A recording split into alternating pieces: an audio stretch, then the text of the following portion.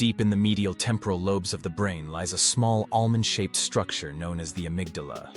Its name comes from the Greek word for almond, and while it is small in size, its impact on human experience is profound. The amygdala plays a central role in emotional processing, especially fear. It is a key player in the fight-or-flight response, involved in the formation of emotional memories, and it is deeply implicated in post-traumatic flashbacks.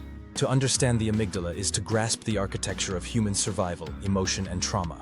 The amygdala is part of the limbic system, the emotional brain, which includes other important regions such as the hippocampus, hypothalamus, and cingulate gyrus.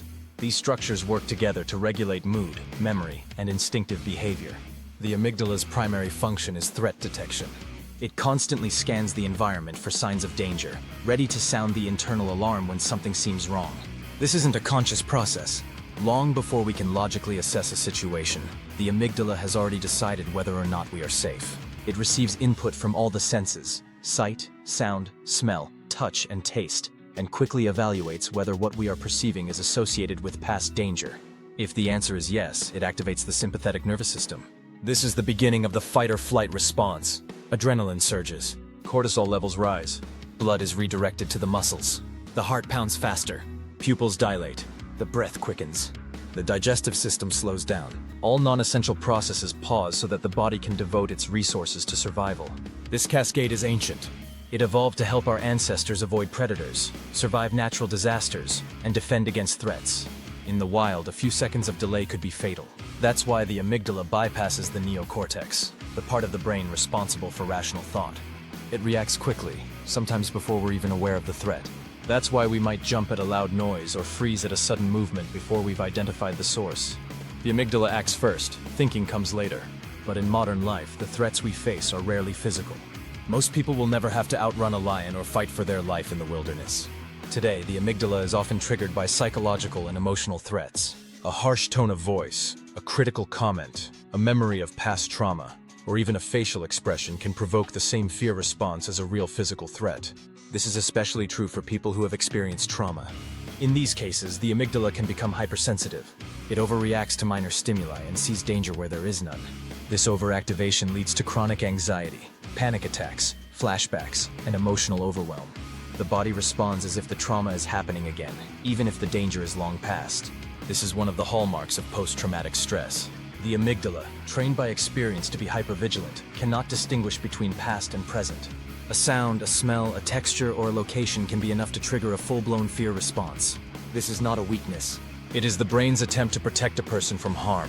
The amygdala does not work alone. It is tightly connected to the hippocampus, which encodes memory and provides context. The hippocampus helps determine whether an experience is happening now or is just a memory. But when trauma occurs, stress hormones can impair the hippocampus, making it harder to place memories in time. That's why traumatic memories often feel timeless and intrusive. They arise suddenly, with full emotional intensity, as if the event is happening again.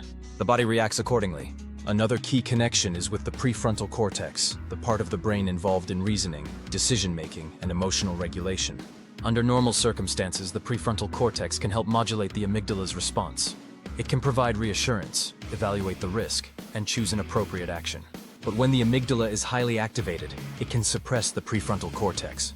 This is why people in the midst of panic or fear may struggle to think clearly, make decisions, or remember details. The brain has shifted into survival mode.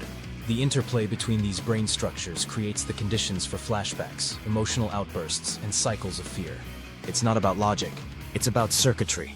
And while this may seem bleak, the brain is not fixed. It is plastic. It can change. One of the most important discoveries in neuroscience is the concept of neuroplasticity, the brain's ability to rewire itself in response to experience. This means that the amygdala's reactivity can be reduced through consistent practices that promote safety, regulation, and connection. Mindfulness meditation is one such practice. Studies have shown that regular meditation can reduce the size and activity of the amygdala. Experienced meditators tend to have a more resilient response to stress and lower baseline levels of anxiety. Mindfulness helps engage the prefrontal cortex, allowing it to stay online even during stress. This creates a feedback loop in which the brain learns that it is safe, even when uncomfortable emotions arise. Breathing exercises are another powerful tool. Controlled breathing slows the heartbeat, stimulates the vagus nerve, and activates the parasympathetic nervous system, the body's rest and digest mode. This counters the fight or flight response. With repetition, breathing can become a conditioned response that signals safety to the amygdala. Therapeutic approaches such as EMDR, eye movement desensitization and reprocessing, somatic experiencing, and trauma-focused cognitive behavioral therapy have also shown effectiveness in reducing amygdala hyperactivity. These therapies work by helping individuals process traumatic memories in a safe context, relinking them with time and space through the hippocampus, and allowing the prefrontal cortex to interpret the memory rather than be hijacked by it. There are also social factors that shape amygdala development. Children raised in environments of safety, predictability, and emotional attunement tend to have better emotional regulation and lower reactivity to stress. In contrast, children exposed to abuse, neglect, or chronic stress often develop hyperactive amygdalae. This makes them more vulnerable to anxiety, depression, and interpersonal difficulties later in life. Even in adulthood, secure relationships can help calm the amygdala. When someone feels seen, heard, and valued, their nervous system interprets that as safety. That's why connection is such a powerful healing force. Co-regulation, the process of calming down in the presence of another, is a biological phenomenon, not just an emotional one. The amygdala watches not only the environment, but the faces and voices of others for cues of safety or threat. In social situations, the amygdala processes facial expressions, especially expressions of fear and anger. It responds rapidly to these cues, sometimes even before we are consciously aware of them. This explains why some people feel uneasy around certain individuals without knowing why. Their amygdala has picked up on subtle cues of threat, even if their conscious mind has not. There is also a darker side to this sensitivity. In conditions like borderline personality disorder, complex post-traumatic stress, and certain anxiety disorders, the amygdala can become stuck in high alert. People may feel constant dread, anticipate abandonment, or overinterpret neutral interactions as hostile. Their internal alarm is always ringing. For those who have been chronically invalidated, ignored, or abused, the amygdala has learned that the world is not safe. This learning is not irrational. It is deeply adaptive. The brain does not care about fairness. It cares about survival. If being hyper-alert helped someone survive their childhood, the brain will preserve that pattern into adulthood, even if it no longer serves. Understanding this can create space for compassion. It is easy to judge a person for being reactive, withdrawn, or over-emotional. But if their amygdala is doing its job too well, they are not overreacting. They are protecting. Their brain is trying to keep them safe, even at the cost of peace. This is why healing is not just about changing thoughts. It is about changing physiology. It is about creating new neural pathways. It is about teaching the amygdala to discern between past and present, between memory and reality, between danger and discomfort. Sleep is another crucial factor. The amygdala is more reactive when we are sleep deprived. Lack of rest impairs the prefrontal cortex, reduces emotional regulation, and increases the likelihood of emotional overreaction. Adequate restorative sleep allows the brain to process emotional experiences, regulate hormones, and integrate memory. Diet and exercise also influence amygdala activity. Omega-3 fatty acids, antioxidants, and a healthy gut-brain connection can support emotional regulation. Physical activity boosts endorphins, reduces stress hormones, and helps release tension stored in the body. Regular movement provides an outlet for accumulated stress and reminds the body that it is capable and strong. Even spiritual practices can influence the amygdala. Prayer, chanting, singing, and contemplative silence all have calming effects on the nervous system. They offer rhythm, ritual, and relationship to something greater than oneself.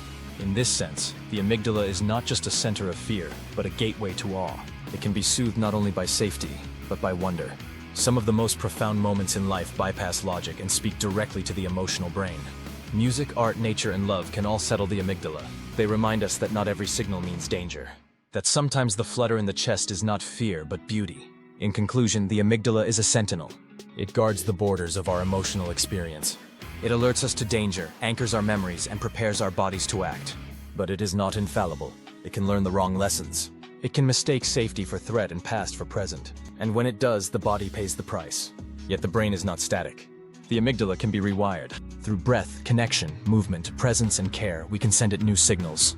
We can show it that the danger has passed, that we are not alone, and that we are safe. This is the work of healing. Not suppressing the alarm, but recalibrating it. Not silencing the past, but integrating it. Not fearing our fear, but befriending it. For in the end, the amygdala is not our enemy. It is our protector. And when it learns to rest, so can we.